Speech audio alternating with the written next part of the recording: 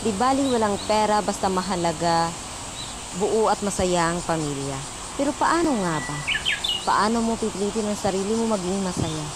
Kung araw-araw kang namomroblema ka kung saan ka kukuha. Saan ka kukuha ng pera para may pambili ka ng bigas na isasaing mo sa umaga, tanghali at sa hapunan. Sabay na dyan ang pambili ng ulam. Kung saan ka kukuha ng pambaon nila sa paaralan at sa proyektong bayaran.